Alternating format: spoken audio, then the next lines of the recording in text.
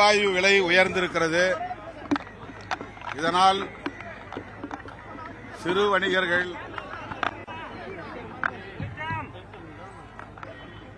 கடுமையாக பாதிக்கும் நிலை ஏற்பட்டிருக்கிறது.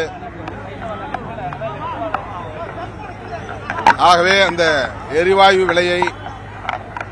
விலை உயர்வை திரும்பப் பெற வேண்டும் என்று வலியுறுத்தி இன்றைக்கு இடதுசாரி கட்சிகள் மற்றும் விடுதலை சிறுத்தைகள் கட்சி சார்பில் தமிழ்நாடு முழுவதும் ஆர்ப்பாட்டங்களை நடத்தியிருக்கிறோம்.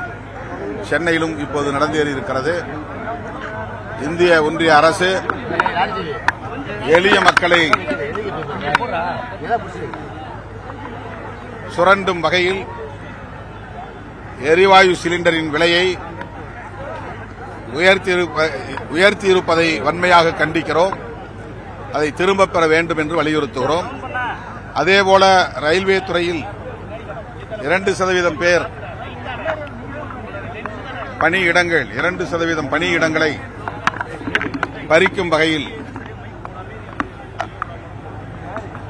ரீடிஸ்ட்ரிபியூஷன் ஆர் சரண்டர் என்கிற பெயரில் நடவடிக்கையை மேற்கொண்டு வருவதாக சுற்றறிக்கை வெளியிடப்பட்டிருக்கிறது.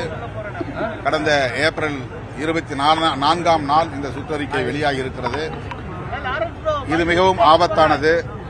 ஏறத்தாழ 30,000 பணியிடங்கள் பறிபோகும் நிலை உள்ளது.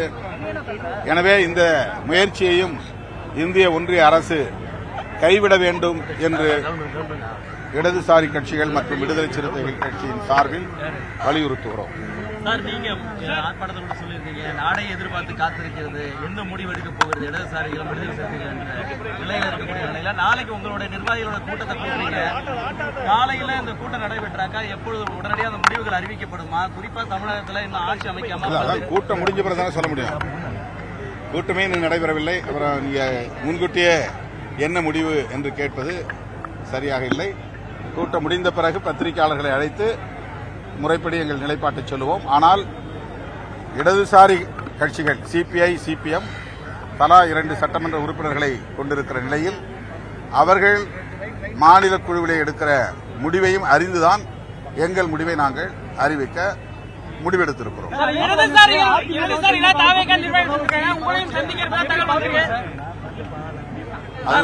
கலெக்டிவான ஒரு முடிவா இருக்குமா? இடதுசாரிகள் கட்சிகளும் ஆமா. அப்போ இந்த முடிவு என்பது 3 பேருக்கும் பொதுவான. ஆமா, 3 பேரும் சேர்ந்துதான் ஒரு முடிவு எடுப்போம். ஒருமித்த கருத்தின் அடிப்படையில் ஒரு முடிவு எடுப்போம்.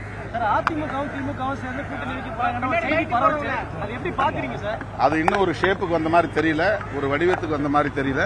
அப்படி வந்தால் அப்போது எங்கள் நிலைப்பாட்டை சொல்லுவோம். அது தெரியல, அது யூகமா நான் சொல்ல முடியும். நிர்வாகிகள் சந்திச்சிருக்காங்க, உங்களையும் சந்திச்சு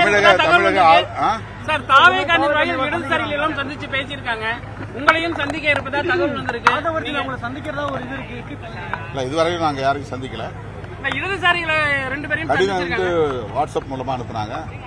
தொலைபேசியில ஒரு மாதிரி அனுப்பிச்சிருக்கோம், உங்க ஆதரவு தேவை அப்படின்னு சொல்லியிருக்காரு. அதுதான் அந்த மாதிரி வாட்ஸ்அப் அனுப்பியிருக்கேன் சார். நாங்க நேரில் வர முடியல, வேணா நான் ஆளை அனுப்புறேன், உங்க ஆதரவு எங்களுக்கு தேவைன்னு சொன்னாரு. நான் எங்க தோழர்களோட முன்னணி பொறுப்பாளர்களோட கலந்து பேசி தான் சொல்ல முடியும். இடதுசாரிகளோடவும் நாங்க சேர்ந்து பயணிக்கிறதுனால அவங்க கருத்தையும் அறிந்து தான் நாங்க முடிவெடுப்போம்னு சொல்லியிருக்கிறேன். அது நீண்ட காலமாக அவர் சொல்லிக் கொண்டிருக்கிற ஒரு கோரிக்கை தான்.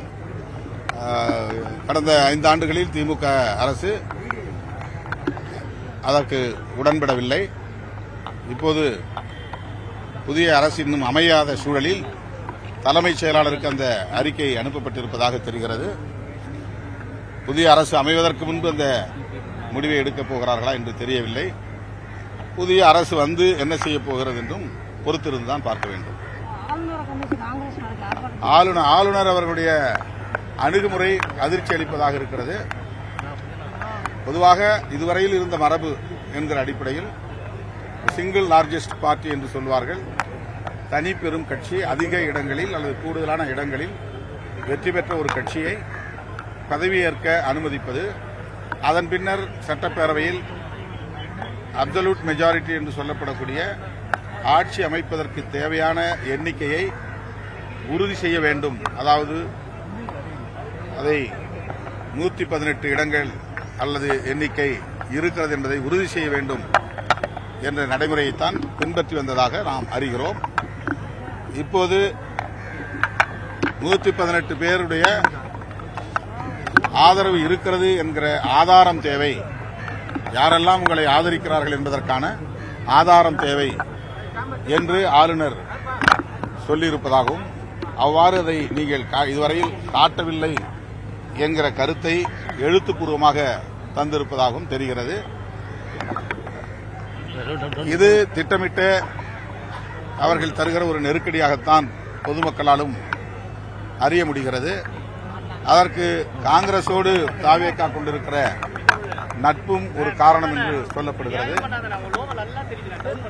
அதை ஒரு காரணமாக வைத்து அவர்கள் இதுபோன்ற நடவடிக்கையை மேற்கொள்வது என்பது ஜனநாயகத்திற்கு உகந்ததல்ல. எனவே ஏற்கனவே இதை நாங்கள் இந்த போக்கை கண்டித்திருக்கிறோம்.